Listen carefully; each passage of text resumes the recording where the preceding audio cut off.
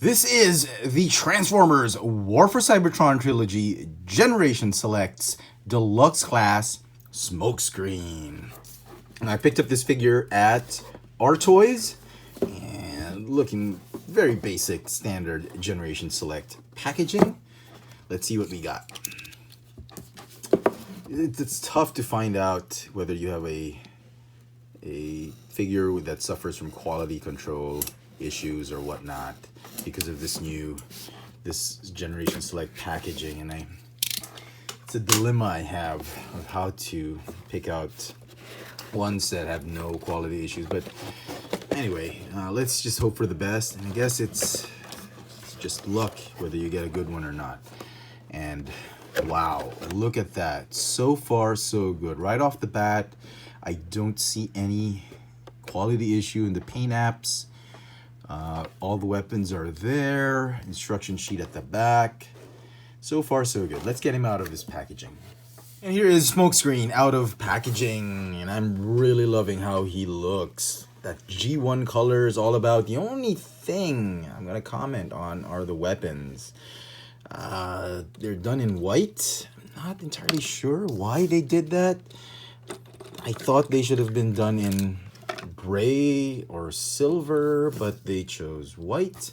They're actually, this one's white plastic, this one is blue plastic that they painted in a glossy white finish. You know, they should have just repacked the weapons of Silver Streak or Bluestreak for that matter. You can hold it this way. And then here are the the shoulder cannons. Yeah, they're putting me off a little bit, but anyway, just like Bluestreak and Barricade, they do combine to form a super gun, double-barreled gun, if you wish. Yep. Okay. And the colors seem to be okay. Maybe the abdomen lacks a little bit of paint. Maybe, I don't know, but it's looking very plain here. But the blue and red and white Smokescreen colors, they are spot on. I'm really liking it. That head sculpt is a new one. It's not the Prowl or Bluestreak. It's the one they used with Barricade as well.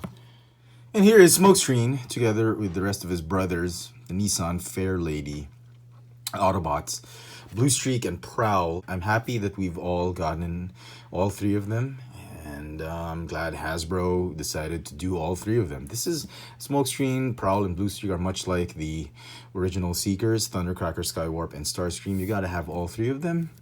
You can't just do one and leave the other two, or leave one not being done in a particular line. So yeah, he looks great. He looks great with all three of them. Articulation is going to be the same. So we're not going to talk about that. We'll just talk about detail in robot mode. The joints still feel tight. I don't sense or I don't feel any type of mold degradation. Paint apps, quality issues in the paint apps, there's hardly anything to complain about. The bonnet of the car, which forms his chest, doesn't have any chipping or bubbles or paint bubbles or air bubbles like that. You got some silver, white paint apps on the door. We'll see more of that in alt mode, but as it is, I think between all three of them, this is the figure with the best quality control for paint apps.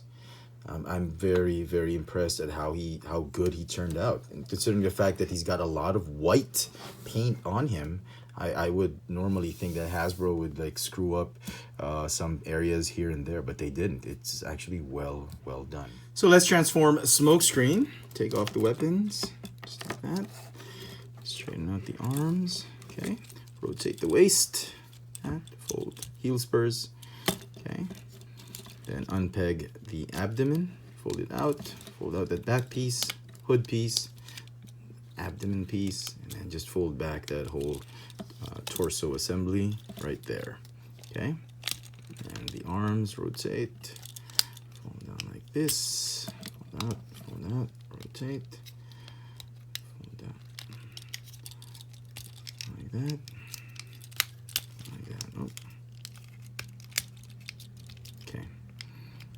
Stay nice in place like that. And then the feet, fold the legs, fold them up inside that windshield, tab them together. Finally, the doors. Okay. All right. There you go.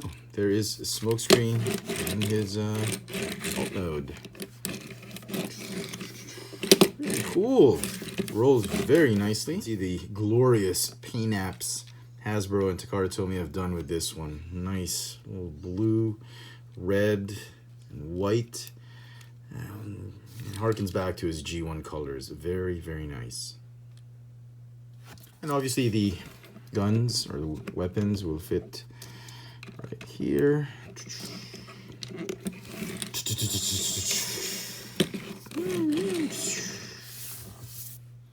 And here are the other two in their alt mode as well. They look great together, and based on this alt mode and what we've seen in the robot mode, my favorite has still got to be Bluestreak. I really like how he turned out. The colors are great.